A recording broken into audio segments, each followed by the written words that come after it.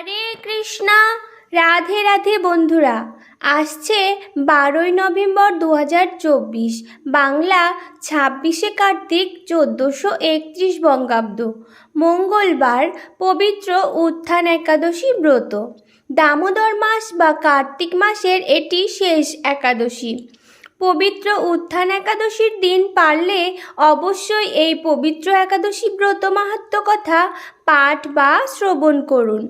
কার্তিক মাসের শুক্লপক্ষের এই একাদশীতে ভগবান শ্রী গোবিন্দ শয়ন থেকে জেগে ওঠেন, তাই এই একাদশী পবিত্র উত্থান একাদশী নামে পরিচিত।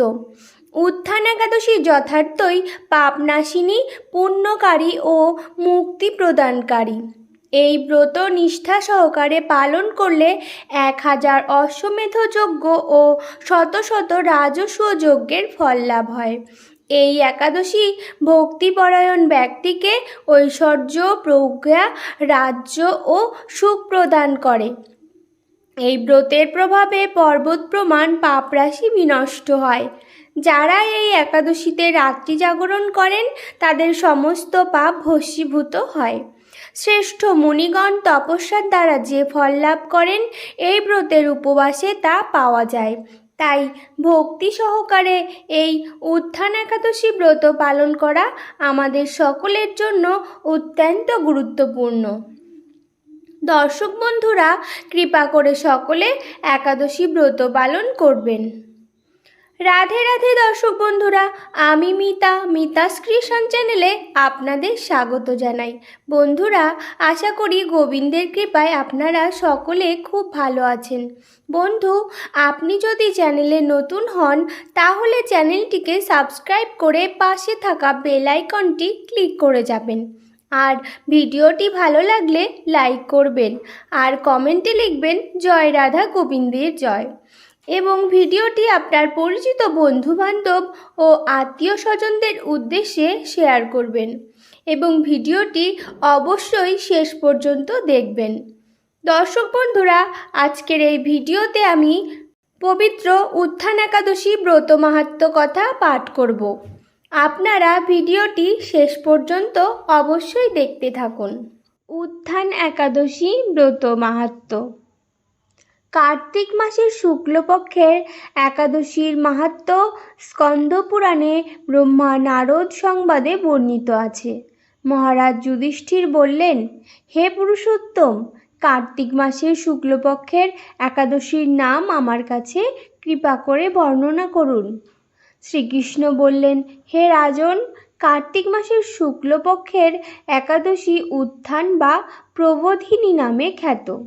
প্রজাপতি ব্রহ্মা পূর্বে নারদের কাছে এই একাদশীর মহিমা কীর্তন করেছিলেন। এখন তুমি আমার কাছে সে কথা শ্রবণ করো।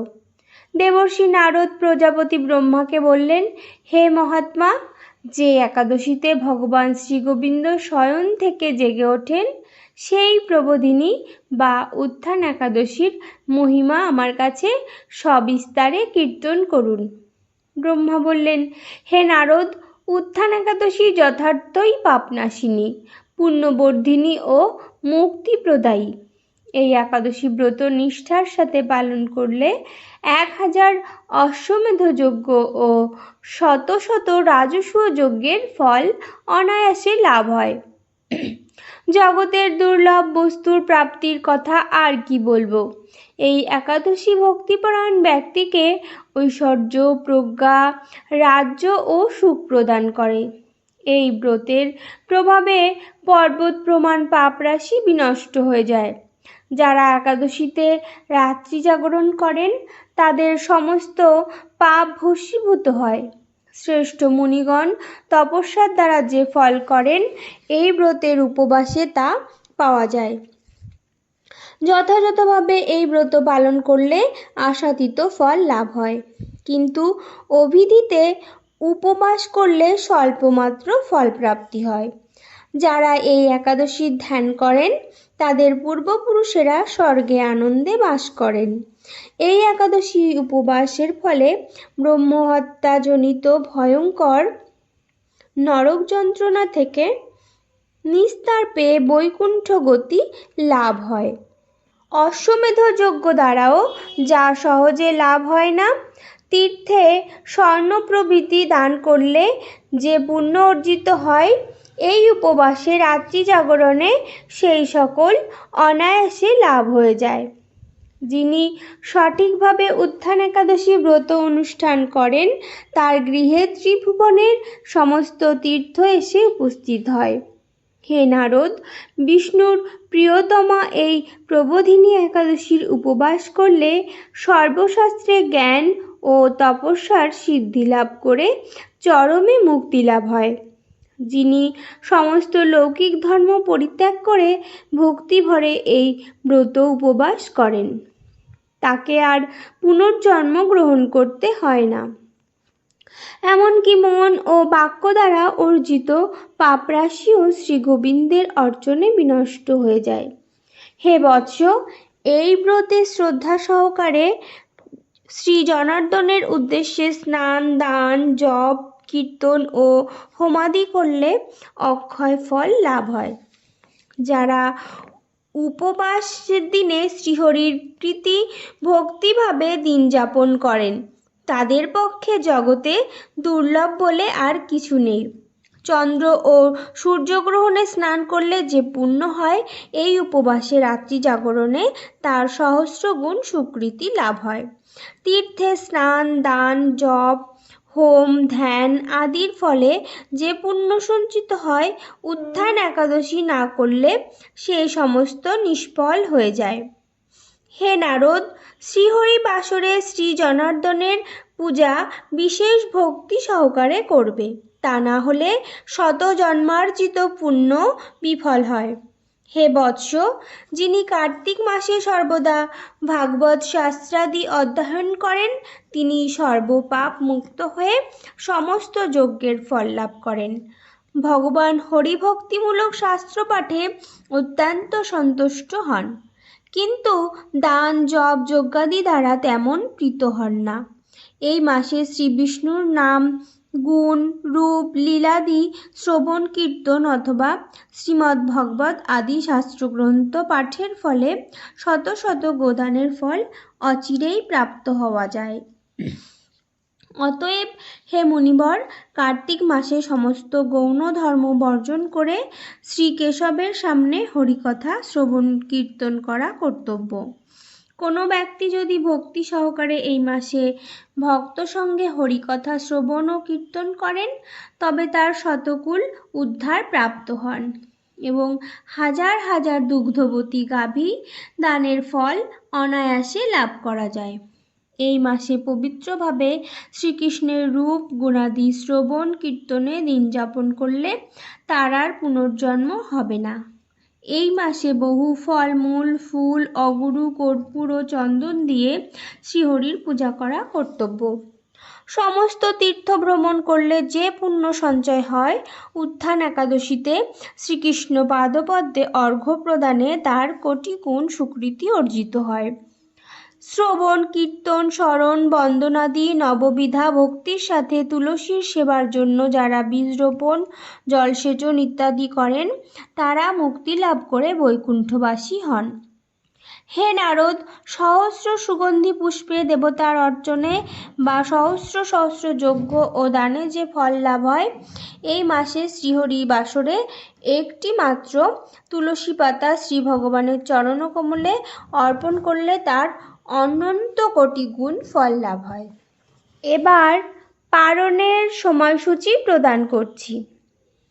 বাংলাদেশ 6:19 থেকে 9:45, পশ্চিমবঙ্গ 5:55 থেকে 9:29, দিল্লি 6:42 থেকে 10:17, বৃন্দাবন 6:38 থেকে 10:15, উত্তরপ্রদেশ 6:25 থেকে 10:02, মুম্বাই 6:44 থেকে 10:30, পুনে 6:40 থেকে 10:25, নাগপুর 6:23 থেকে 10:06, ভুবনেশ্বর 5:54 থেকে 9:38, ঝাড়খণ্ড 6:01 থেকে 9:41, বিহার 6টা 3 থেকে 9টা 41, ছত্তিশগড় 6টা 11 থেকে 9টা 54, শিলং 5টা 38 থেকে 9টা 17, গৌহাটি 5টা 40 থেকে 9টা 18, আগরতলা 5টা 38 থেকে 9টা 18, মিজোরাম 5টা 30 থেকে 9টা 11, মণিপুর 5টা 29 থেকে 9টা 8, নাগাল্যান্ড 5টা 29 থেকে 9টা 7, অরুণাচল প্রদেশ 5টা 35 থেকে 9টা 12,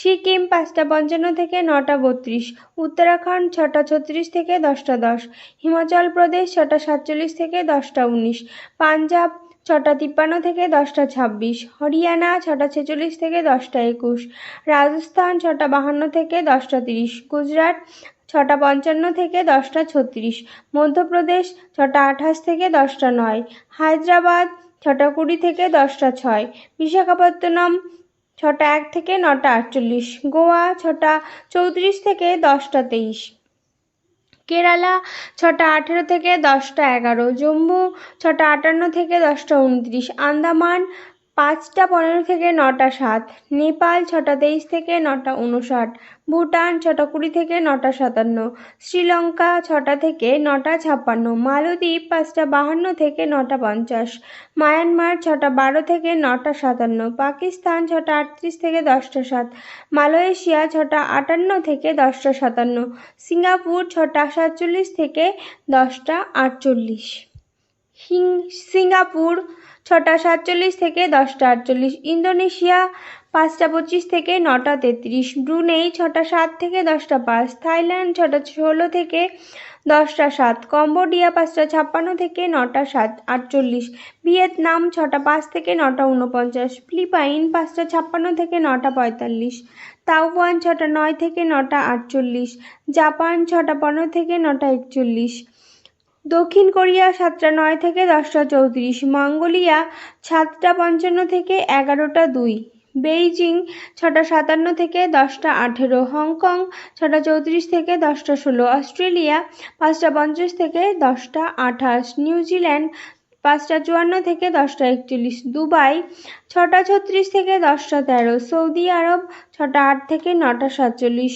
বাহরাইন 5টা 54 থেকে 9টা 32, কুয়েত 6টা 10 থেকে 9টা 45, কাতার 5টা 49 থেকে 9টা 28, ওমান 6টা 19 থেকে 10টা, জর্ডান 6টা 3 থেকে 9টা 33। দর্শক বন্ধুরা, আশা করি ভিডিওটি আপনাদের খুবই উপকারে আসবে। আর ভিডিওটি ভালো লাগলে লাইক করবেন আর কমেন্টে লিখবেন জয় রাধা গোবিন্দের জয়, এবং ভিডিওটি আপনার পরিচিত বন্ধুবান্ধব ও আত্মীয় স্বজনদের উদ্দেশ্যে শেয়ার করবেন। সকলেই ভালো থাকুন এবং সুস্থ থাকুন, এই কামনা রেখে আজকে এখানেই শেষ করলাম। নমস্কার, ধন্যবাদ।